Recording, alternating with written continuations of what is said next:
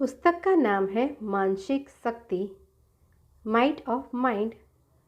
लेखक है Mrs James Allen. अनुवाद किया है बाबू चेतन दास। प्रकरण पहला, मन का वशीकरण। जब तुम्हारा मन इधर उधर परिभ्रमण करे तो तुम्हें चाहिए कि तुम उसको बड़ी बड़ी समस्याओं पर लाकर स्थित करो। James Allen. जब मनुष्य ईश्वर प्राप्ति के मार्ग में पैर रखता है तो सबसे कठिन बात जो इस शिष्य को मालूम होती है वह मन को अपने वश में रखना है। यह कितना क्लिष्ट और कष्ट साध्य कार्य है, इसका केवल वे ही मनुष्य अनुभव कर सकते हैं जिन्होंने इसके लिए कुछ परिश्रम किया है। जब हम विचारों को अपने अधीन रखने के संबंध में सोचते हैं तब हमें कुछ अनुभव होता है कि मन सदैव कितना उद्दंड और अशासित अवस्था में रहता है और वह कैसे हर प्रकार की और हर विषय की विचार तरंगों का पात्र रहा है और कैसे सब प्रकार के संकल्प विकल्पों का द्वार रहा है। इस बात को देखकर हमें बड़ा विस्मय होता है और साथ ही साथ लज्जा भी आती है कि हमने कितना अमूल्य समय व्यर्थ चंचल विचारों में नष्ट कर दिया है। वह समय जिसको यदि हम उचित रीति से उपयोग में लाते और उसको किसी अभिष्ट के सिद्ध करने में लगाते तो निसंदेह हम शक्तिशाली और दृढ़ चरित्रवान बन जाते।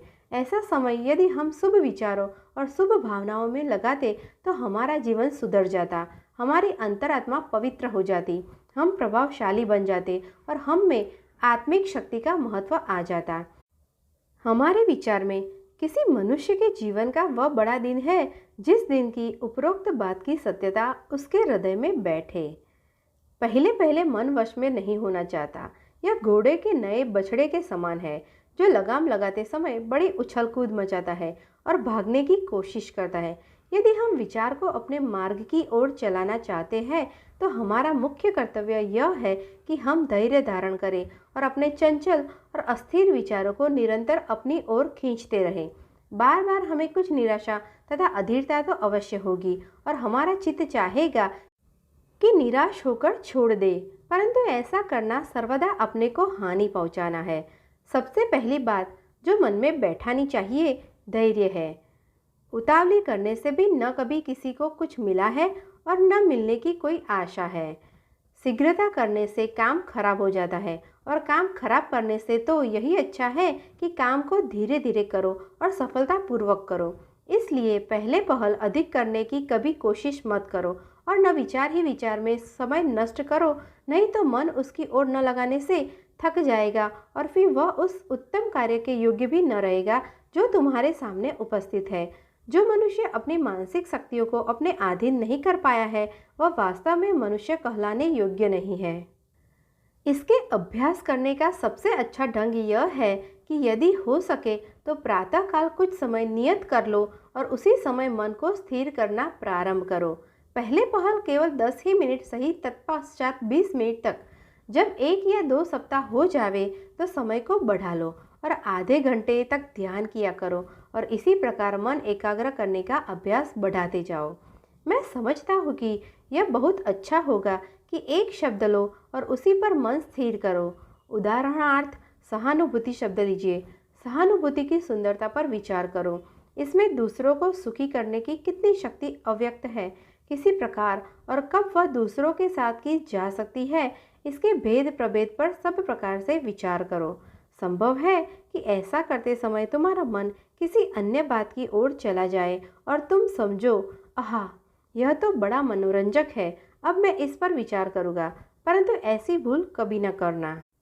अपने मन को उसी तरफ फेर लो और उसी शब्द पर बराबर विचार करते रहो जिस पर पहले करते थे। यदि चाहो तो दूसरे सवेरे कोई दूसरा शब्द ले लो और फिर वह शब्द जीवन और स्वभाव से क्या संबंध रखता है इसको सोचो। जब तक उस शब्द के गुण तुम्हारे जीवन में प्रवेश न कर जाए तब तक उसको न छोड़ो। सने सने शब्दों से सिद्धांतों तक पहुंच सकते हो और तुमको बहुत जल्दी मालूम हो जाएगा कि तुम अपने प्रातःकाल के ध्यान के विचार का अर्थ दैनिक व्यवहार में प्रयोग कर रहे हो। निसंदेह यह प्रयोग होता रहेगा और तुम जानोगे भी नहीं।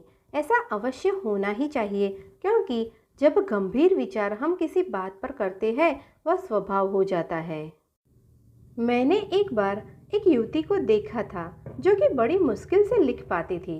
बुरे लेख के कारण स्कूल में उसका सदैव निरादर हुआ करता था और उसके शिक्षकों को पूर्ण विश्वास हो गया था कि अब इसका लेख नहीं सुधर सकता और लड़की स्वयं भी निराश हो गई और बड़ी दुखित थी। अब वह किसी छुट्टी के दिन अपनी सखी के यहाँ गई, जिसने उसके दुख को सुनकर पूछा कि बताओ तुम किस प्रकार लिखना चाहती हो। लड़की ने दुखी मन से उत्तर दिया, ओहो, मैं इसको नहीं जानती, मैं इसके मारे मरी जाती हूँ। मुझे उन कापियों के देखने से भी घृणा होती है। उसकी सहेली ने कहा, अच्छा, कापियों को जाने दो, अब तुम यह बताओ कि किसका लिखना सुंदर है। लड़की ने जल्दी से जवाब दिया कि मेरे विचार से अमुक लड़की बहुत ही सुंदर लिखती है। यदि मैं उसके समान लिख सकूं तो अच्छा हो, परंतु यह असंभव है क्योंकि मेरे शिक्षक मुझसे कहा करते हैं कि तुम कभी भी सुंदर नहीं लिख सकती। उसकी सखी ने कहा कि अब तुम अपने शिक्षकों की बात को बिल्कुल छोड़ दो, सब कापियों की सुध विसार दो, सब दुखों को भूल जाओ और अब अपने मन को उस सुंदर लेख की तरफ लगाओ जिसकी कि तुम इतनी प्रशंसा करती हो। उसके अक्षरों को बार बार पढ़ो और प्रत्येक अक्षर के झुकाव पर भली प्रकार विचार करो। देखो उसमें क्या गुण है, अक्षर कैसा सुडौल और सुंदर है। जब तुम लिखने को अपना कलम उठाओ तो मन में यह विचारो कि यही मेरा आदर्श है, इसी के सदृश में लिखना चाहती हूँ। दिन में कई बार उसकी बाबत विचार करो। यह सोचो कि तुम उसके अनुसार लिख रही हो और अब सोचो कि कैसी खुशी तुम्हें होगी जब तुम ऐसा लिख सकोगी। लड़की ने प्रतिज्ञा की कि मैं अवश्य ही ऐसा करूँगी, क्योंकि यह बात उसके हृदय में बैठ गई थी और उसको उससे अत्यंत प्रेम हो गया था। गर्मियों की छुट्टी के बाद वह स्कूल आई। उस समय उसका लिखना उसके शिक्षकों से अच्छा था। उस आदर्श ने वास्तव में उसको आदर्श का ही काम किया। यह बारंबार किसी विषय पर विचारने की शक्ति और एक स्थिर आदर्श के प्रभाव का स्पष्ट उदाहरण है। ग्रंथकार का कथन है कि मनुष्य अपने उच्च नीच विचारों के अनुसार अपने उच्च नीच अवस्था में रहते हैं। उनका संसार इतना संकीर्ण और अंधकारमय है जैसे कि उनके संकीर्ण और गंदे विचार होते हैं, परंतु यदि विचार उदार और उत्तम है तो उनका कार्य भी बड़ा और सुंदर है। उनके चारों ओर की वस्तु उन विचारों के रंग से रंग जाती है। जिस प्रकार लड़की पहले अच्छा नहीं लिख सकती थी, परंतु ज्यों ही आदर्श लेख को उसने अपने सामने रखा त्यों ही वह सुंदर लिखना सीख गई। उसी प्रकार आत्मा के सामने भी कोई आदर्श चरित्र होना चाहिए जिसकी ओर बढ़ने का वह यत्न करे। यदि वह कुछ उन्नति करना चाहता है, पहले हमको अपने आत्मबल की परीक्षा करनी चाहिए, जिससे हम अपने आप को जान जाए। मनुष्य का मन बहुत ही गंभीर है और अपने आप का ज्ञान करना ऐसा सरल नहीं है जैसा कि पहले पहल दिखता है। यदि हम विचार अधिकार के बाबत थोड़ा भी जानना चाहते हैं तो पहले हमको अपना ज्ञान होना चाहिए।